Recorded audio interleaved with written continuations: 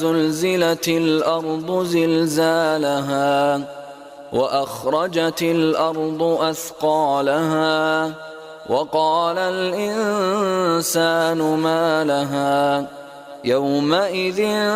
تحدث أخبارها بأن ربك أوحى لها يومئذ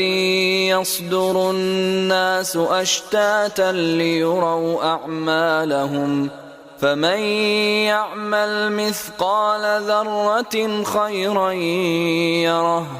ومن يعمل مثقال ذرة شرا يره.